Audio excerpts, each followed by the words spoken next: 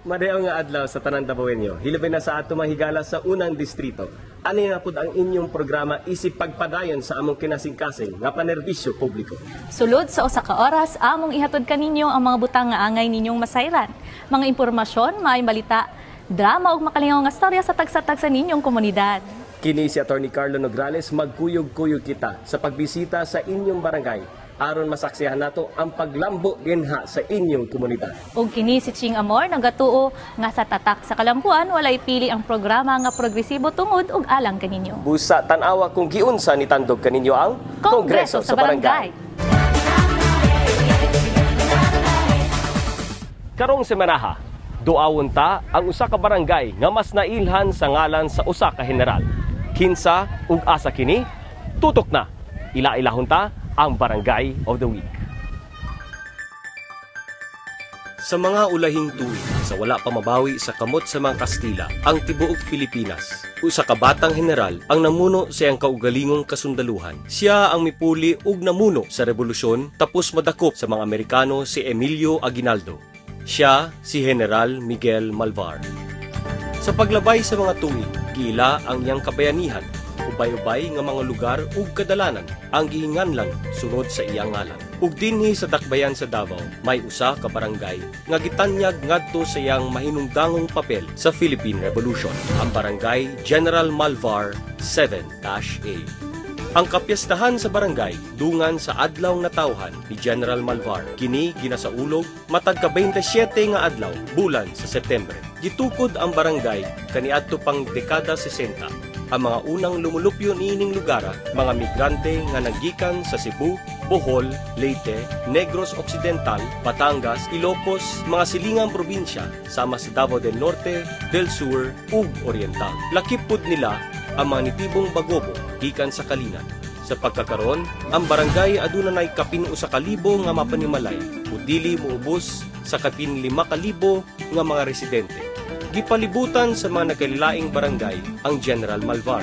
Utlanan sa barangay sa East ang Barangay 4, sa West ang Barangay 8, sa North ang Barangay 9 ug sa South ang Barangay 6. Sa ulahing piniliay sa barangay niadtong tuig 2007, gibutang sa posisyon si Kapitan Joseph Orilla. Ang ilang tulo ka andana nga barangay hall makit-an dinhi sa Malvar Rotonda. Garbo sa barangay ang tulo ka mga sikat nga pribado nga tulunghaan, ang Davao Doctors College, ang Thompson Christian School ug ang Rizal Memorial Colleges. Aniya pud sa tugkaran sa General Malvar 7-A ang pipila ka mga hotels ug pension houses sa Dakbayan. Naguna sa listahan ang Tower Inn, Ellie's Pension, Emerald Inn ug ang Sampaguita Inn. Sakop pud sa barangay ang dili na maihap nga mga negosyo ug mga commercial complex. Kiwag man para sa uban, apan dinhi pud sa Barangay 7-A Malvar na himutang ang Cosmopolitan Funeral Homes. Sa among pagbisita, gisaysay sa mga lideres ang kahimtang sa ilang barangay. Kining among barangay sa General Malvar, more than 20 years na ni siya nga nahimong na-establish sa barangay. Bahin sa infrastructure diri sa among barangay, wala na kami kayong problema na tungod kay halos tanan nga mga maski iskinita sa amuang sa looban namo dia na semento na pinaagi sa mga kaning uplan kalsada ni Speaker Nograles. Ultimo nga kanang tao na lang makaagi, gipasimintuan gyud mo na siya. Ang atuang mga kabataan nga gagmayng mga toddlers, we also have this daycare center nga it is funded by the barangay. Bahin sa amo ang health pod, wala may health center within the barangay tungod kay duol man gud may sa health center dire. So dito lang namo ginapadala ang among mga pasyente. Kay nag-inatbangay ang mga boarding houses dinhi sa Malvar, abtik ang barangay sa paghupot sa kalinaw sa ilang lugar. 24 oras nagalibot-libot ang mga bantay kalinaw dinhi sa barangay. Ang among niaging tuig, dako ang among accomplishment. Mingkunhod yun ang mga grupo sa mga rugby boys, among gitambayayong paglihok, labi na sa mga barangay pulis, maaktibon nga nagdumala sa kalinaw ug kahapsay. Labi na ang pagronda sa matagabi, makasulti gid mi nga 100% na gyud nga nawala ang mga riot nga ni. Luyo sa padayon nga paglambo sa barangay ang mga maabtik nga mga opisyales sa barangay ug ang aktibo nga partisipasyon sa mga lumulupyo dinhi sa barangay 7-A Malvar. Ato pang ilhon ang nawong sa barangay sa pagpadayon sa kongreso sa barangay.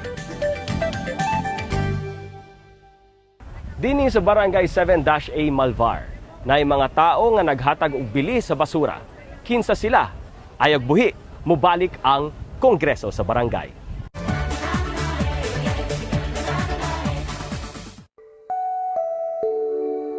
Maayong adlaw, ug welcome sa usa na pod ka episode sa atong programang Tatak K.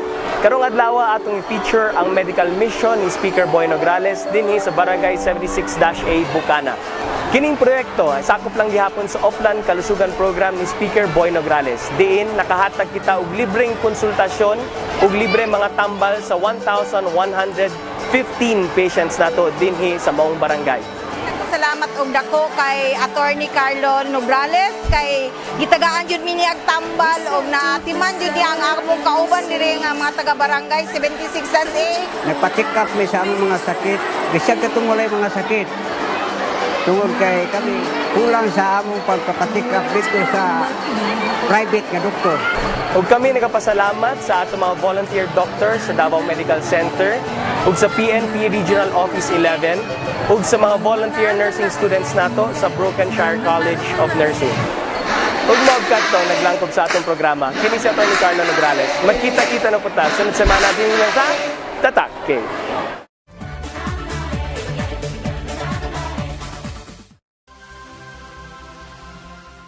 Sa among pagbisita sa Barangay Malvar 7A, among naila-ila ang duha ka tawo nga naghatag og bag-o nga kinabuhi sa mga butang nga sa basurahan na nato makitaan. Sa kalisod sa panahon, sila nangita og pamaagi nga ang mga basura mapuslan pa. Una nato nga duawon si Martin Rosal. Siya ilado dinhi sa ilang lugar sa iyang mga ginama nga lutuan nga ginatawag sa ngalan nga Magicalan. Ako si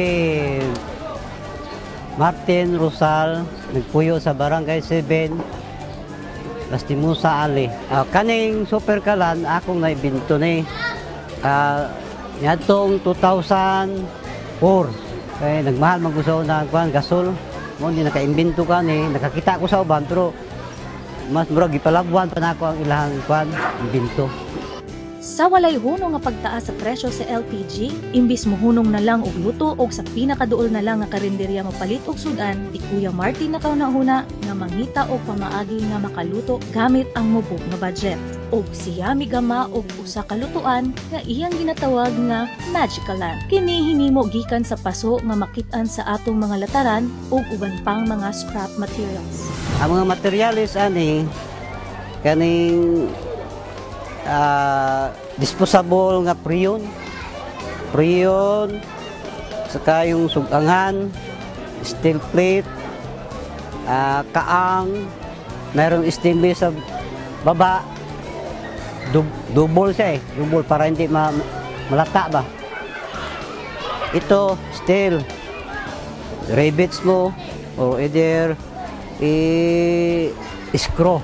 Ang ibabaw nga bahin sa kalan, ordinaryo lang. Ang kalahian lang, sa lubot nga bahin sa kalan, adunay gamay nga electric fan nga maoy nagsilbi nga tigtayhok sa nagabaga nga uling. Sa among pagbisita, kami gipakitaan sa mabuhat sa iyang kalan.